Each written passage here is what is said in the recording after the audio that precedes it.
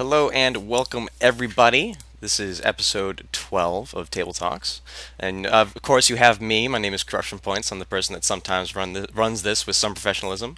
Joining me today is a friend and follower, Sauronbane. Go ahead and introduce yourself. Hello, I'm Sauronbane, GM and generally strange person.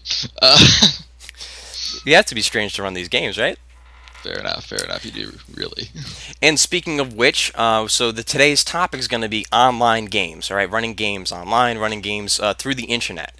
This is something that I've always had trouble with. People ask me all the time, how do I find players? How do I run games on the internet? What are some things I can do? And every single time I'm like, I don't know. So today's entire episode is going to be about how to find and run games on the internet. With that being said, Sarmbane, you're currently playing World of Darkness, correct? Yes, I'm playing World of Darkness at the moment, running it actually. But yeah, I've been running it for 6 months. This is the second World of Darkness campaign I'm currently running. The first being a Hunter campaign, this one being a Mage the Awakening campaign. I love Mage. It is unbelievable. That's not the Oh, point. it's just We can have a whole conversation about that. When you're running World of Darkness on the internet, right? Where do you start, right? When you're gonna decide that you want to run a campaign, right? I assume the first thing would be finding a foundation of the tech you want to use. So, yeah. where do you start with that?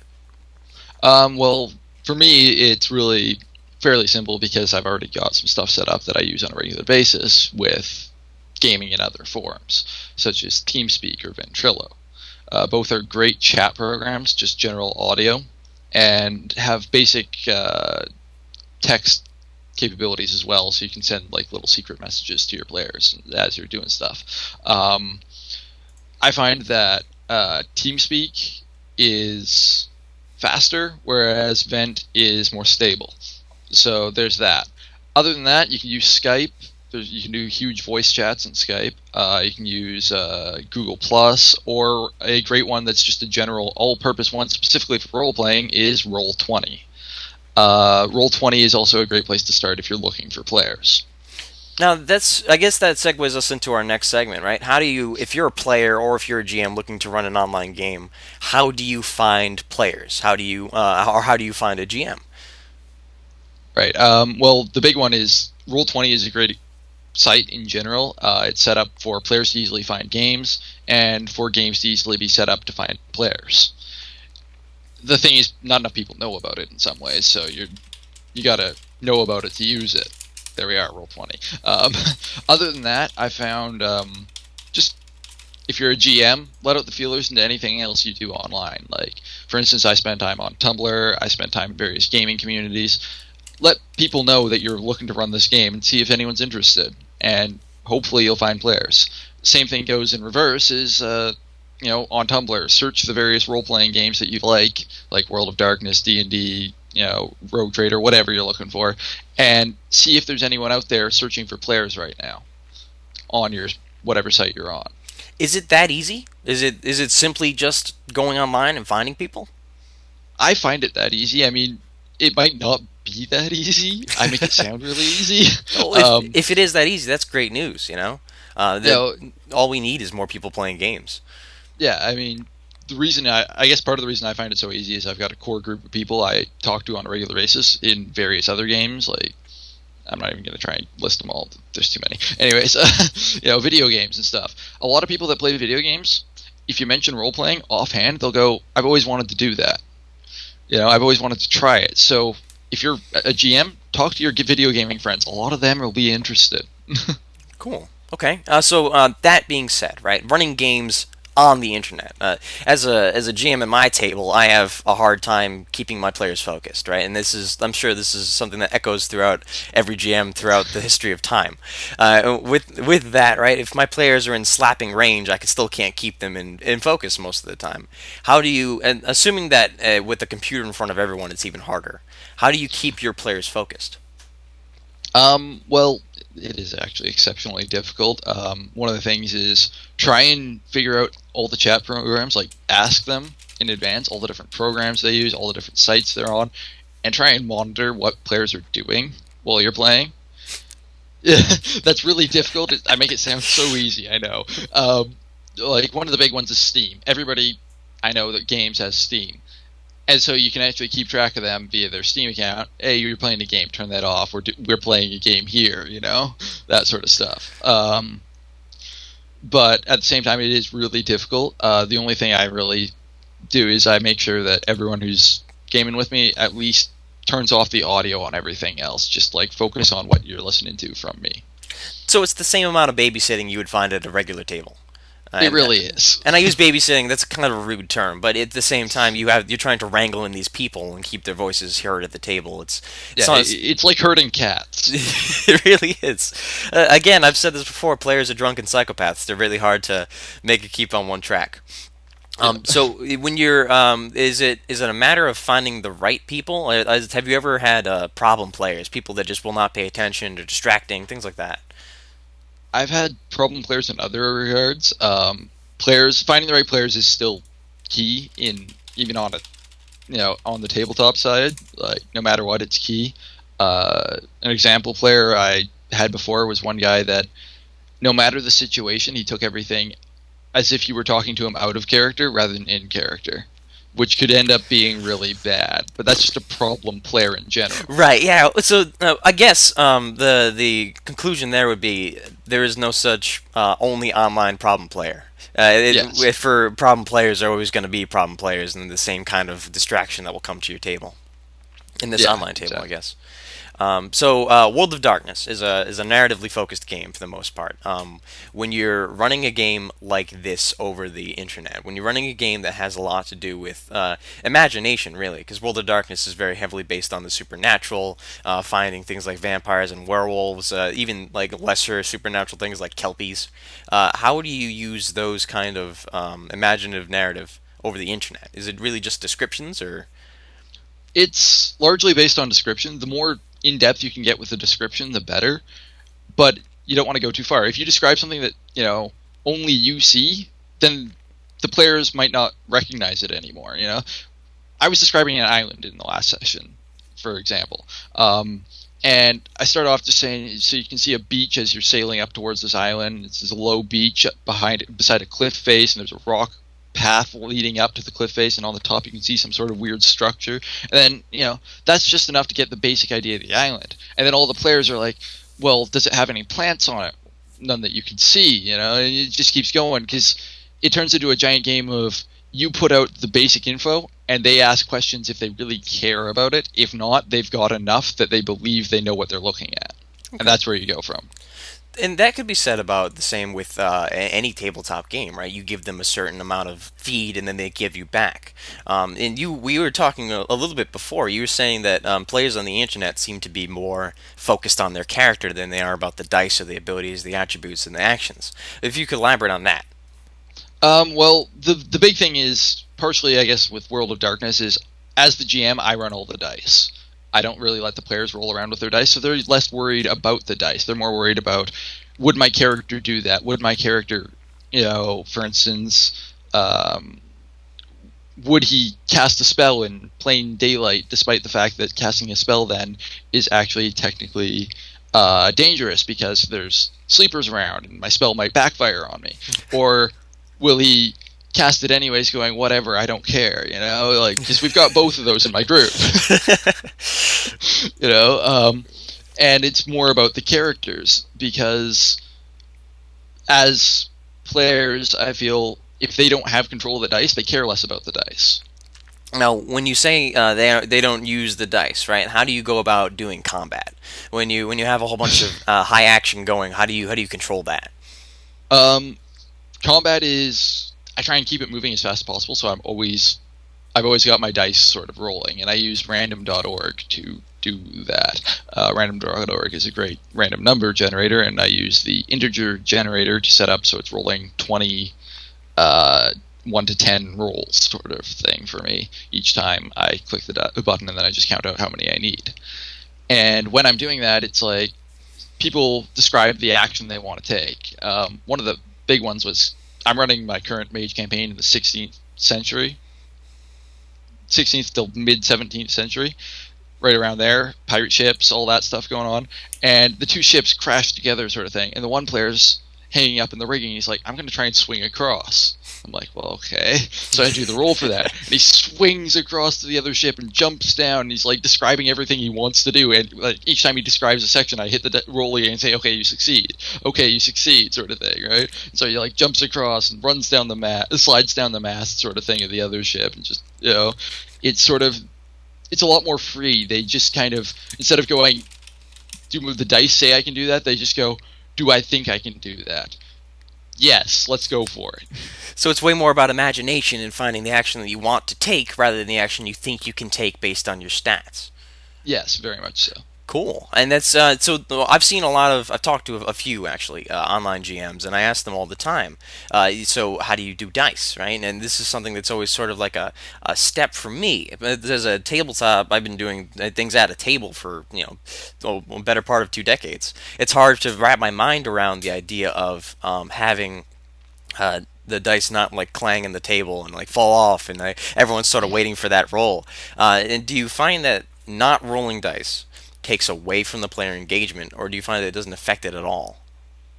I don't really feel it affects it. Like, it might just be the player groups I've found, but without rolling dice, the players really focus more on being their character, staying as the character. They don't worry about those rolls where it's like, oh, do I actually hit? And they roll and it's like, okay, I didn't hit. They just go. They say, I want to shoot him, and you go, okay, you hit him. Here's how, and you start describing the whole scene instead of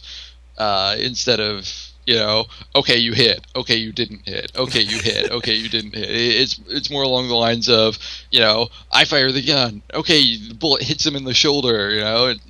It goes. I find it runs a lot more cinematically, sort of. Cool. Okay. It just kind of flows. So then, throughout all this conversation, I'm starting to think that running a game online is easier than running a game at the tabletop. I know you have experience with both. Is that true, or is that just sort of an outside looking in? I don't really. I don't know. In some ways it is. In some ways it isn't. Running a game at the table, a lot of the time is. For me, it was always kind of a stressful deal because I got to gather all the players and make sure everybody's there and worry about it. Whereas online, it's like, I actually had one guy 2 sessions ago. He was out camping, but he managed to get Wi-Fi somehow, and he logged in to play for the night, sort of thing, right? So he's off in the middle of the nowhere, and I'm describing giant demons and monsters attacking them, and he's freaking out. He's in the woods. That's excellent. That's really cool. Yeah. Whereas. With the tabletop group, for comparison between the two, overall I find neither one's more stressful, neither one's really easier. They each come with different challenges. Now, gathering people together, right? And we talked about this a little. Gathering people is easy in real life, is as easy as calling them or going to pick somebody up. Things really, really quick decisions and actions. Gathering people over the internet is theoretically harder. How do you get a hold of folks, and how do you get around that issue? My big way of doing it is actually I contact people well in advance. Like, I say, this is the day. After, I ask everyone, and actually at the start of the week, literally, last night I sent out a message to all my current players, hey, when are you free this coming week? And from there, everyone gives me a date that they'd like to run the campaign for the day. And from there, we set up a time, plan it all out, and it requires a lot more planning in advance to get everyone there on time. And there's been several times, actually, in this most recent campaign, which is only, I think, 6 sessions in so far, where one player's not there at the start time, and I'm like, okay, anyone know how to contact him? Asking around, because my group's kind of semi-interconnected to the point that someone has someone else's number somewhere along the line and could call them and see what's up, but I really can't get a hold of them. Right, yeah, and it's hard. And being a GM is half being a social engineer. We are the people that have to worry about schedules, and we are the people that have to worry about the prep and all that stuff. And it gets tough. And again, that's another hurdle, like mentally, that I have for playing online games is if I can't text you and be like, where are you? How far away are you? And that stresses me out. So when in that idea, right, when you're gathering people together, do you find that you should just overstack your group, like have 10 players and then whichever 6 show up, you play the game that day, or is it more of trying to get the specific people involved? It's really, well, for me at least. I've got a huge group. My current group, I think, is 8 players. I think. Trying to remember. But like, I've got a big group that I currently run it with, and the way I've always said it is, if more than half the players can't make it, we're not running it, sort of thing. But there's been a couple sessions in my last campaign specifically where I only had 4 out of the 8 players that I was running with, but we had half the group, so we played, and it turned into smaller things, more about character development than about um, all the action in the main campaign. Those big cinematic events, the final showdowns, things like that. Yeah, it was less about that in those sessions. It was really about the character development and the character interactions and how they all mesh together. When I'm running a game, I find myself trying to do much more of the character driven, the specifics, the kind of thing when you have stories that really generate towards your characters. And for that reason, I usually run with smaller groups. My group currently is 5 people, and then it goes as low as 3 people. But whenever I'm writing a game, when I'm prepping a game, I usually try to think of, all right, so I have my assassin in this game, and I got to write something for him to do, and I have my tech priest in this game, I have to find something for her to do, and things like that. When you're prepping the game on the internet, right, and you're not really sure who's going to show up, do you sort of just throw out a set piece and hope people interact with it, or do you try to cultivate to your players? And is that even possible? Um, that's actually a big one for me because I'll be honest, I do a basic setup and then I just kind of fly by the seat of my pants. Okay, you then, know, and that's fine. um, That's the 100% of jamming is about improv. So, yeah. Well, an example is actually my last session. That was a great example. I had all my players there, but I wasn't really sure how many guys were going to make it because I thought one guy was going to be away, and he actually ended up making it. Someone else was iffy on the time, various things like that. I really wasn't sure who was going to be there. So I'd actually made this to be a fairly investigation-based thing because most of the players I had were good at investigating things that I knew were going to be there, less about the action. And by the end of it all, they investigated their way through this ancient ruined temple thing, get to the bottom and find this gigantic spirit, which I was actually planning on pausing the campaign sort of thing right before that if I didn't have my group, which is one of the things I actually do is I try and, if it's a big event that's really important, I'll stop early for the night. right, so you can get the most amount of people to interact with the event as possible, right? To give that big Right. finish. That makes sense. Within that, right? When you have this big event, when you have this giant thing, right? With things I always try to do are put something tactile or put something huge. I build an aquarium that looks like a corn symbol and things like that. When you're running online, right? What aids do you use to generate people into the game? What do you do to sort of freak them out?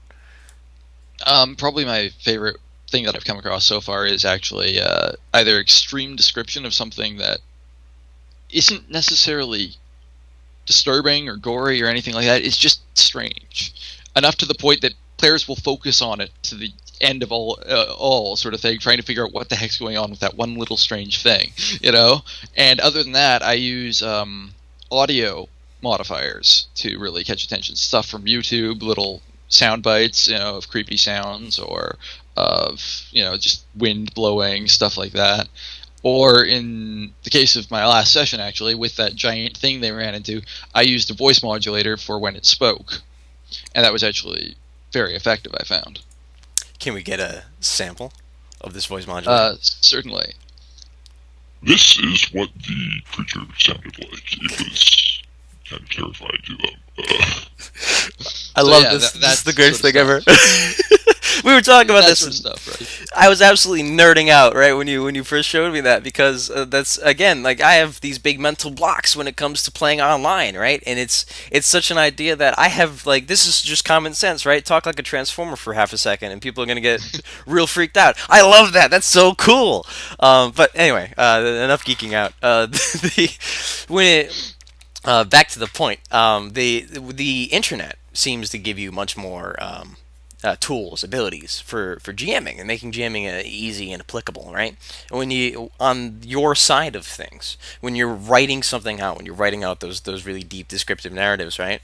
Do you find that the internet sort of backfires on you? Do you find that when you're giving away a scene or an event that's going on, and you're trying to make it investigative, or you're trying to make it very much clue based, right? And the way I typically do things is red herring, and then there's some clues, and there's some more clues, and it leads to the eventual conclusion. Do you find that the players often jump to whatever they find to be the most appropriate? Do you find that they Chekhov's gun themselves too much when you're trying to give them those investigative circumstances, or do you hedge your writing for that not to happen? I do my best to hedge the writing so that doesn't happen, but I do find my players will sometimes lock on to something that has nothing to do with the actual important part of the scene.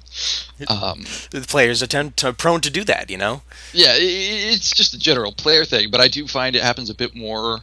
It's happened a bit more in my online games than it has in my tabletoping. So how do you remedy that, if you do? Sometimes I don't remedy it, I'll be honest. I let them go on a giant tangent just for the fun of it. But there has been times where it's like, okay, I really want to pull this back to the main campaign, stop wandering off after whatever.